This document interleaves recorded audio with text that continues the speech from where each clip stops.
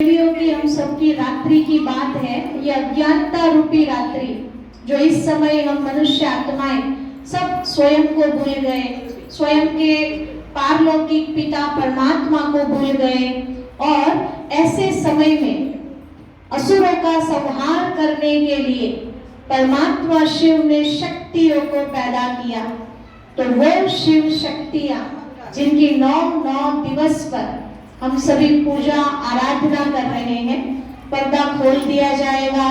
देवियों की फिर से हम सभी एक झलक देखेंगे और देवियों की एक देवियों के पीछे का जो रहस्य है वो हम सबको जानना और समझना बहुत बहुत जरूरी है। सबसे पहले बीच में बैठी है माँ जगदम्बा शेरा वाली। कौन? इंद्राणी बहन। सबसे पहले माँ जगदम्बा जगत की मनोकामना पूर्ण करने के लिए हम जगदम्बा शेरावाली की पूजा करते हैं। बाकी की सभी देवियों को अलग अलग पर्टिकुलर एक चीज के लिए हम याद करते हैं। जैसे धन चाहिए तो लक्ष्मी, विद्या चाहिए तो सरस्वती जी, लेकिन जगदम्बा के पास सर्व प्रकार की मनोकामनाएं लेकर हम पहुंचते हैं।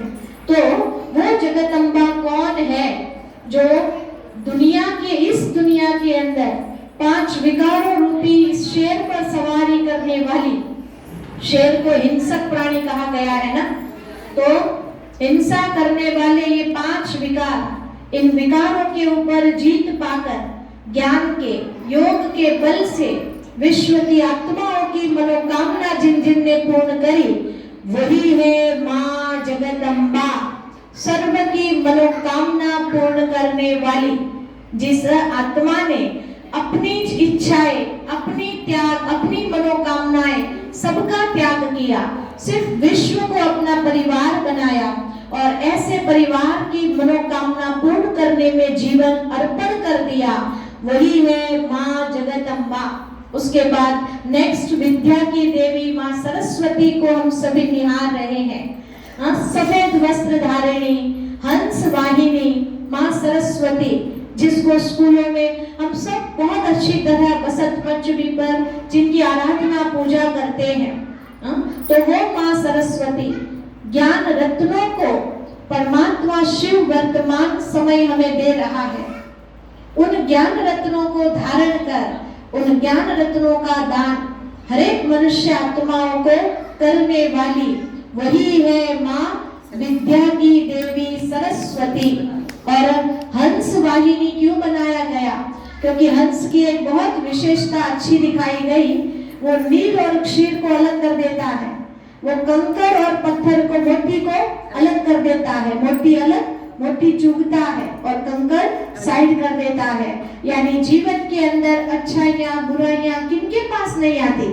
आप मोती चुगो ना, कंकड़ को साइड करो। इसीलिए माँ सरस्वती का वाहन भी ऐसा श्वेत हंस दिखाया गया।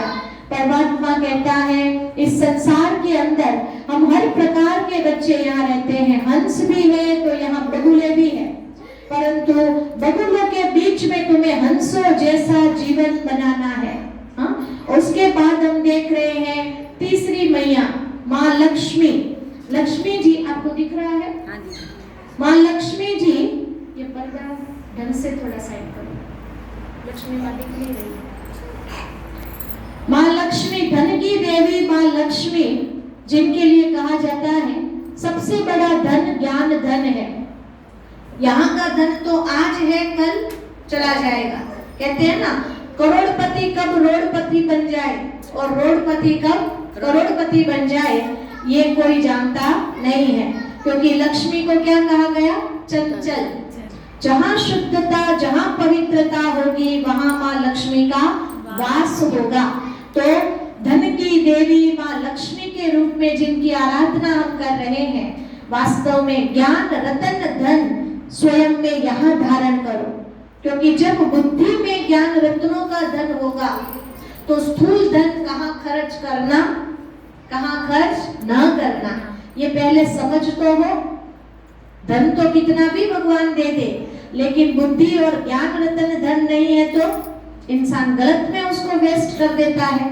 इसीलिए ज्ञान रत्नों की देवी धारण करो, तब भविष्य की, भगवान कहते, धन की देवी माँ लक्ष्मी कहलाई जाओगी।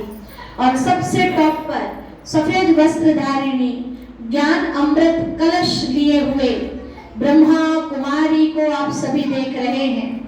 परमात्मा शिव प्रजापिता ब्रह्मा के तन द्वारा ज्ञान गंगा इस धरती पर बहा रहा है, पर उस ज्ञान गंगा को बहाने के लिए चैतन्य कुमारियों ने, हजारों कुमारियों ने, वर्तमान समय फैशनेबल दुनिया, दुनिया की रंगत दुनिया, दुनियावी बहुत सारी चीजों का त्याग करके, घर परिवार का त्याग करके हजारों ऐसी कन्याओं ने अपना जीवन परमात्मा की सेवा में स्वाहा किया।